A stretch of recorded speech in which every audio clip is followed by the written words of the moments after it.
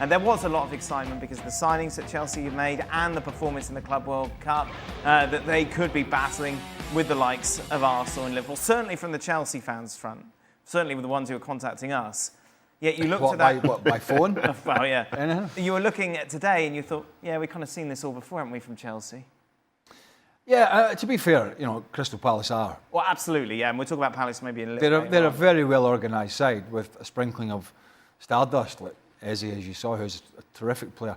But yeah, you were looking for a bit more. Couldn't get Cole Palmer into the game.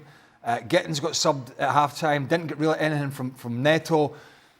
Usually João Pedro does something a little special during the game. You go, oh, that was out of nowhere. He didn't really see that. Obviously, they've got some issues in the centre-half position. Reece James was on the booking, so he was walking a bit of a tightrope when Eze was pulling onto that side.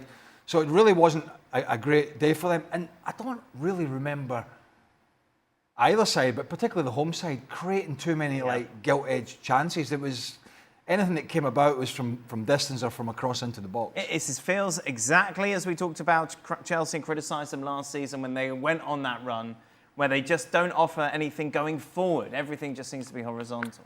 You think so? I'm not fully sold on that. Did you sit there and go, oh, I really enjoyed that 90 minutes? No, they created a lot of chances. That was a lot of fun. Well, I think in some ways, and you might disagree with me here, I think they get to a point where certain teams play against them in a way which means it's just not going to be a good game of football.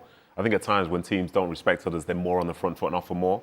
But again, today, playing against a team like Palace, who we've seen be really good in, say, the last few games that they've played in. So you give Chelsea a pass for today? I would give them a pass for today, yeah. I think, not to say that they're not disappointed. It's the first league game of the season. They're unveiling the Club World Cup champions, all that stuff. And then to see no goals. You've seen two new strikers being there. You've seen this wonder kid on the right wing be there. You've got the likes of Cole Palmer. And then to not create and to not score is disappointing, obviously. But I think for Maresca, as Craig has mentioned, they've only had 2 pre-season games. Palace have had 8.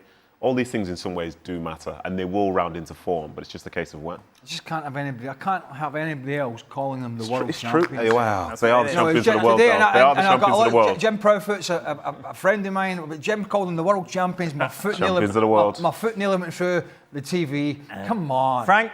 They're not ready. And we're going to see many clubs not being ready because they had to play that Club World Cup and the players are already tired. So they have to recover before maybe starting a new season. And the second excuse is they played against Crystal Palace.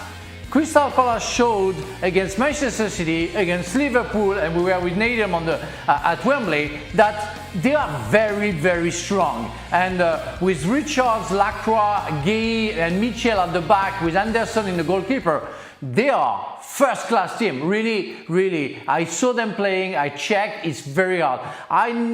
João Pedro came into the club, easy peasy, Club World Cup, scoring goals, friendly games, scoring goals. Today, didn't see him. I saw Gittins coming for 50 minutes against Bayer Leverkusen and said, whoa, world class. It goes fast, and today, nothing. And Cole Palmer disappeared. So I want to see before judging. I'm with Nadim. I think they're tired or they're not ready, and Palace is on top of the top. If they can keep Eze and Gay, I think they can surprise many people. And I said it would be hard to beat Crystal Palace this season if they keep the same shape. But I want to give credit to that point. Last year they drew the 2 games against Crystal Palace as well. So let's see how it goes. I think that first day overall was poor technically in the Premier League, and Chelsea is the best image of that. So many mistakes, very slow. Some players that we were expecting weren't there, but it's the first day, so wait and see. A big season. It could be a big season this for Cole Palmer, who has at times has just been brilliant and scintillating. But for the first time in that position, they have an ability to rotate. Because João Pedro can play in that role. And now that Liam Delap is there, different type of player. You saw when he came on how physical he is, will run the channels, that's a different dynamic. And in some sense, that I think that is going to put a bit of pressure on Cole Palmer to step up again. Right. Because if he's not, Maresca, there can be no sentiment. He'll have to make a change in that key area in front of, in that number 10 role. And he has got a player now in João Pedro who did that many, many times at Brighton. He can do both. So I'm expecting Palmer to have a big season, but if he drops off a little bit and he's not dictating games like he did last year at times, then he does have the option to either move him or leave him out the team now that he signed João Pedro and Liam Delap. Eze to Spurs. Eze to Spurs, apparently it's a thing. If you're a Palace fan, you're like, ugh. Well, why not Eze to Arsenal? Is it Arsenal money? haven't put the bid in. Because I'm looking at him thinking, Spurs are a good club, don't get me wrong, but they're winning diddly squat. Yeah. I mean, all right, they won the Europa I League suppose last year. they're saying but that I'm talking about in we England. spent 50 million on Madueke for that position, so we're not going to then spend however much this will be as well on top of that. I would have preferred Eze. I look at Eze in games where Arsenal are tight games like today where they didn't have their best, and there's going to be a few of them games during the year if you're going to win the league where you're having a bit of a tough day and you need somebody to unlock it, a defence. And everybody will say, well, that's Martin Odegaard. Well, quite often last year in big games, we didn't see Martin Odegaard do that. And Eze is a player who can score goals, who can take the ball in under pressure, and who can unlock a defence. I think he'd be absolutely perfect for that squad, but it looks like he's going to Tottenham. Yeah, I totally agree. And I think it's disappointing in some ways, in my mind, talking about Eze going to Spurs just because I'd heard a link to Arsenal. If the Arsenal link wasn't there, then I'd say, oh, that's a good move for him. Because Spurs, they're going to be playing in the Champions League. They're going to be potentially, playing much better than they did last season. That's all great. Different sort of stage altogether. Because for Palace, like as we see now, this is they're not probably... going for a title like Arsenal. I know, that's what I mean. That's That's what I mean. If without that Arsenal link, then it doesn't even cross my mind. But for Palace, this is the best that they'll be. More than likely. This is the best. Right, I see. Them winning the FA Cup last year is the best moment in their history. Them winning the Community Shield, you could argue is maybe the second best moment as such.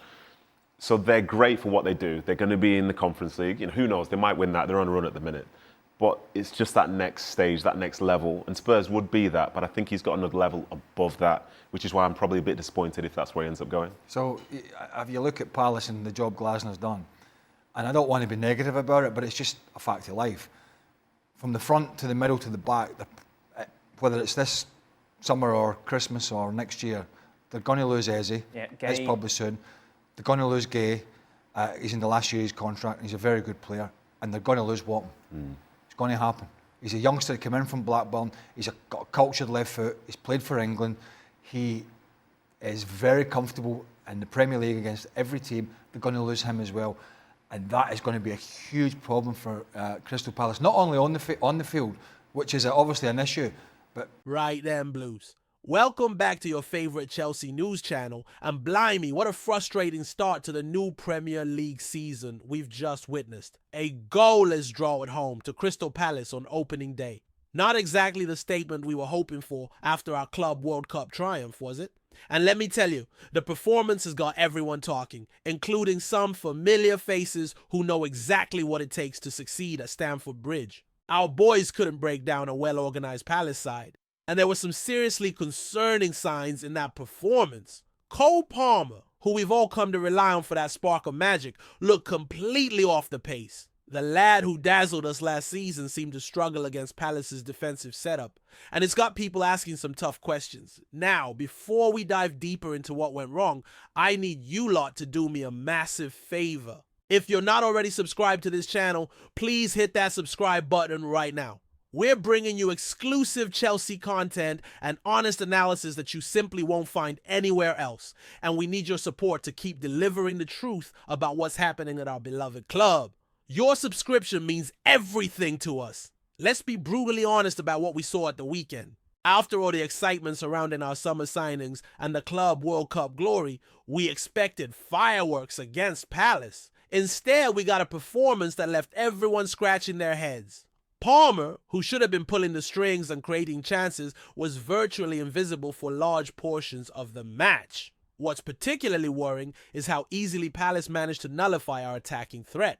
Enzo Maresca's side looked disjointed and lacking in the final third, with Palmer unable to find those pockets of space that made him so dangerous last campaign. There were moments where you genuinely forget he was even on the pitch, and that's not something you want to say about your star player on opening day. The stats don't lie either. Palmer has been going through a tough patch recently, and this performance against Palace did nothing to suggest he's found his way out of it.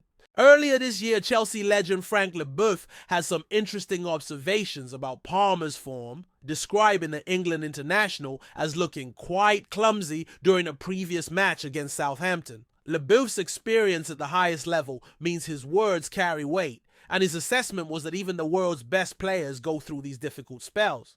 But here's the thing that should concern us most. Palmer looked like a player carrying the weight of expectation rather than someone playing with freedom. With new signings like João Pedro capable of playing in that number 10 role, Palmer can no longer take his spot for granted. Sometimes that competition brings out the best in players, but other times it can create anxiety that affects performance. What made the Palace performance even more frustrating was the context. This was supposed to be our moment to show we were ready to kick on from last season's 4th place finish and European success. Instead, we look like a team still trying to find its rhythm after the shortened pre-season following our Club World Cup commitments.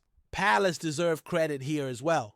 They're no mugs under Oliver Glasner, and with players like Eberiki Eze pulling the strings, they've proven they can frustrate the bigger teams. Eze even had a goal ruled out by VAR in the first half, which would have made our task even more difficult. Their defensive organization was spot on, and they showed exactly why they're going to be a tough team to beat this season. The reality is that Palmer needs to step up, and quickly. With the depth we now have in the squad, Maresca can't afford to carry passengers, no matter how talented they might be. If Palmer continues to drift through matches like he did against Palace, he might find himself watching from the bench as our new signings get a chance to impress. This performance serves as a wake-up call for everyone at the club. The Club World Cup glory is already ancient history in football terms, and the Premier League waits for no one. Palmer has shown he can be world-class, but potential means nothing if you can't deliver when it matters most. The concerning pattern here is that Palmer's struggles are new. Frank Leboeuf, who knows a thing or two about performing under pressure at Chelsea, has previously pointed out that even the likes of Cristiano Ronaldo and Lionel Messi have gone through goal droughts. But the difference is those players found ways to influence games even when not scoring. Palmer needs to rediscover that ability to impact matches through his all-around play.